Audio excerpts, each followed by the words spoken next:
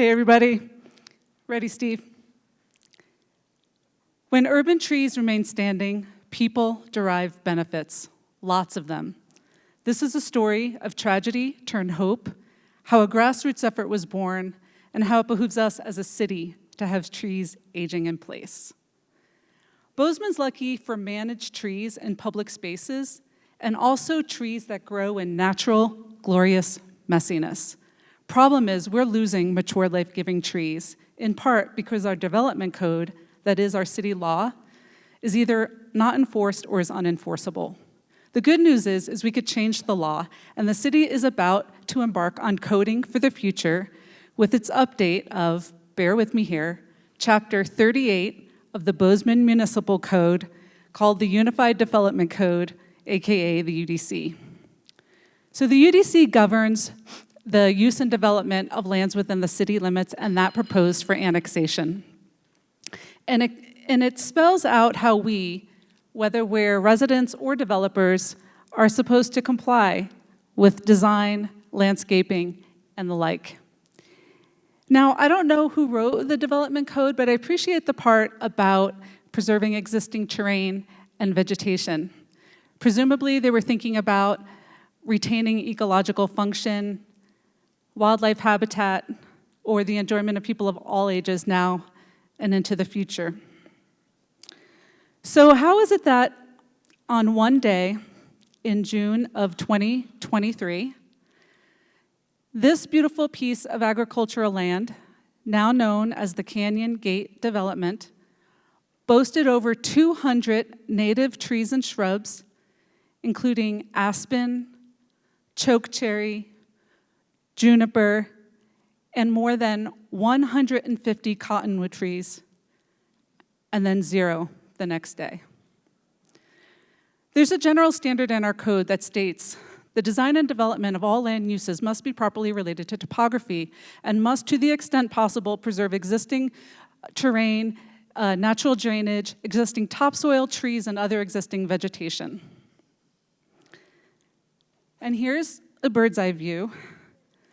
Is this your interpretation of to the extent possible? This scene of destruction sparked feelings of dismay, disbelief, and disgust among many, but it was also the reminder that we as humans have the capacity for contemplation and creativity, and it was a catalyst for us to take the urban forest under our wing. We Bozemanites have what it takes to fix this problem. The city talks about environmental ethics and sustainability, and just as important, we have neighbors who show up and who care, and we need more of us to show up and to care. Sometimes we forget Bozeman is located within the greater Yellowstone ecosystem, one of the largest nearly intact temperate zone ecosystems on Earth. And with this privilege and access to the wildness we crave comes responsibility. Urban forests include public and private trees. They're such an asset that some cities seek to expand their forest canopies, even though the most modest increases in tree canopy through planting can cost millions of dollars. So cutting trees also sets us back because it can take decades for newly planted trees to do the work of existing mature trees, and that's if they even survive. The Gallatin Watershed Council website states it is crucial to protect our existing canopy. Urban trees provide economic benefits like increased property values, environmental benefits, public health benefits, and social benefits like stress relief.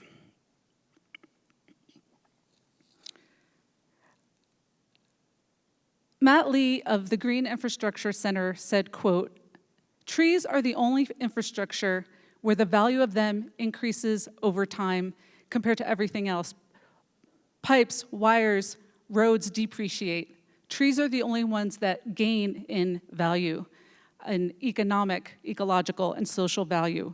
Now, of course, at some point, a tree will die, but anything that can be done to prolong the life of a tree is better, will have a greater return than just planting new trees, end quote. Meanwhile, at 5th and Main, this ponderosa pine and others are slated to be cut per a rather unconvincing tree protection plan.